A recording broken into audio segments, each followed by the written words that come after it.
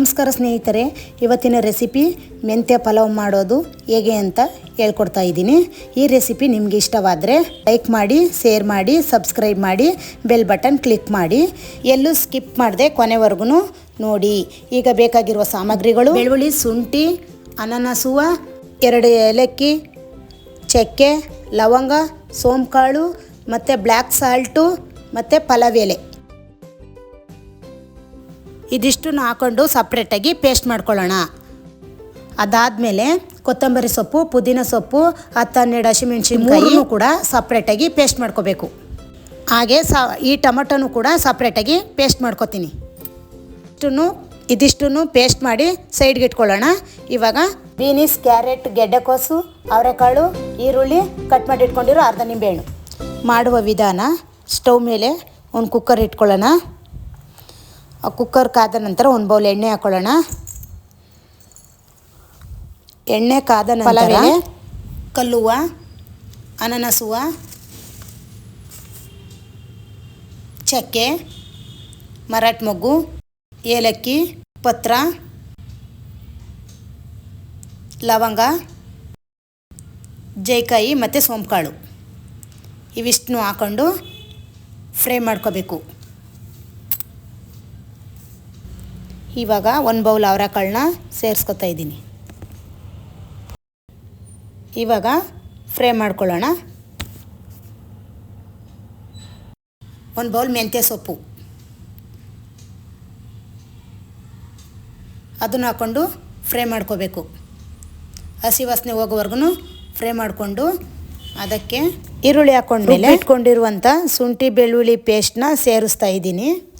ಶುಂಠಿ ಬೆಳ್ಳುಳ್ಳಿ ಪೇಸ್ಟ್ ಹಾಕ್ಕೊಂಡು ಫ್ರೈ ಮಾಡಿಕೊಂಡು, ಯಾಕೆ ನಾನು ಲಾಸ್ಟಲ್ಲಿ ಶುಂಠಿ ಬೆಳ್ಳುಳ್ಳಿ ಪೇಸ್ಟ್ ಹಾಕೋತಾ ಇದ್ದೀನಿ ಅಂದರೆ, ಎಣ್ಣೆ ಕಾದ ತಕ್ಷಣ ಶುಂಠಿ ಬೆಳ್ಳುಳ್ಳಿ ಪೇಸ್ಟ್ ಹಾಕ್ಕೊಂಡ್ರೆ ಘಾಟ್ ಥರ ಬರುತ್ತೆ ಮತ್ತು ಲಾಸ್ಟಲ್ಲಿ ಪಲಾವು ಟೇಸ್ಟ್ ಬರೋಲ್ಲ. ಅದಕ್ಕೆ 2-3 ಐಟಮ್ ಹಾಕ್ಕೊಂಡ್ಮೇಲೆ ಶುಂಠಿ ಬೆಳ್ಳುಳ್ಳಿ ಪೇಸ್ಟ್ ಹಾಕ್ಕೊಂಡು 2-3 ನಿಮಿಷ ಹಸಿ ವಾಸನೆ ಹೋಗೋವರೆಗೂ ಫ್ರೈ ಮಾಡ್ಕೋಬೇಕು.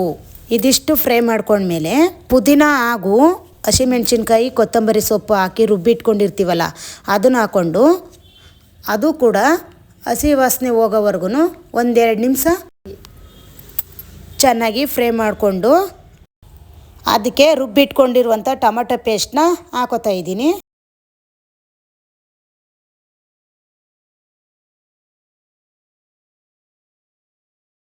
ಇವಾಗ ಎಲ್ಲನೂ ಚೆನ್ನಾಗಿ ಫ್ರೈ ಮಾಡ್ಕೋಬೇಕು. ಇವಾಗ 1 ಸ್ಪೂನ್ ಅರಿಶಿಣದ ಪೌಡ್ರ್ ಹಾಕೋತಾ ಇದ್ದೀನಿ. ಅದನ್ನು ಕೂಡ ಚೆನ್ನಾಗಿ ಫ್ರೈ ಮಾಡ್ಕೊಳ್ಳಿ. ಇವಾಗ 1 ಸ್ಪೂನು ಉಪ್ಪು ಹಾಕೋತಾ ಇದ್ದೀನಿ. ಯಾಕಂದರೆ ಅವರೆಕಾಳು ಮತ್ತು ತರಕಾರಿ ಹಾಕ್ತೀನಲ್ಲ ಅದೆಲ್ಲ ಮೆತ್ತಗಾಗಲಿ ಅಂತ ಸೇರಿಸ್ಕೊಂಡಿದ್ದೀನಿ. 1 ಬೌಲ್ ಬೀನ್ಸ್ ಹಾಕೋತಾ ಇದ್ದೀನಿ. ಕ್ಯಾರೆಟ್ ಹಾಕೋತಾ ಇದ್ದೀನಿ. ಗೆಡ್ಡೆಕೋಸು ಹಾಕೋತಾ ಇದ್ದೀನಿ.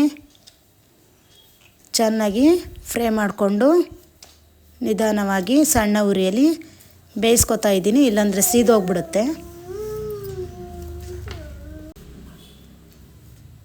ಅದಕ್ಕೆ ಇವಾಗ 1 ಸ್ಪೂನ್ ಅಚ್ಕಾರದ ಪುಡಿ ಸೇರಿಸ್ಕೊತಾ ಇದ್ದೀನಿ. ಖಾರ ಬೇಕಂತ ನಿಮಗೆ ಬೇಕಂದರೆ ಹಾಕೋಬಹುದು, ಬೇಡ ಅಂದರೆ ಸ್ಕಿಪ್ ಮಾಡ್ಕೋಬಹುದು. 1 ಬೌಲ್ ಅಕ್ಕಿನ ತೊಳೆದಿಟ್ಕೊಂಡಿದ್ದೀನಿ. 1 ಬೌಲ್ ಅಕ್ಕಿ ತಗೊಂಡ್ರೆ 2 ಬೌಲ್ ನೀರು ಹಾಕೋಬೇಕು.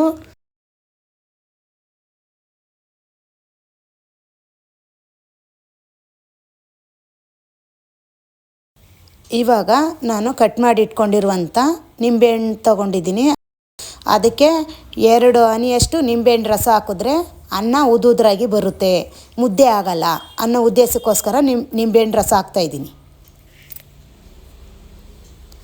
ನಿಂಬೆಹಣ್ಣು ರಸ ಹಾಕ್ಕೊಂಡು ಅದನ್ನು ಚೆನ್ನಾಗಿ ಮಿಕ್ಸ್ ಮಾಡಿ ಅದಕ್ಕೆ ರುಚಿಗೆ ತಕ್ಕಷ್ಟು ಉಪ್ಪನ್ನು ಸೇರಿಸ್ಬಿಟ್ಟು ನೀರನ್ನ ಕುದಿಯೋಕ್ಕೆ ಬಿಡಬೇಕು.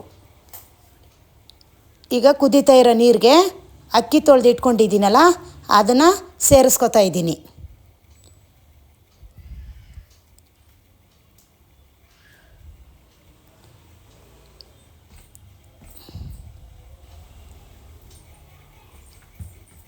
ಇವಾಗ ನೀಟಾಗಿ ಎಲ್ಲ ಮಿಕ್ಸ್ ಮಾಡಿಬಿಟ್ಟು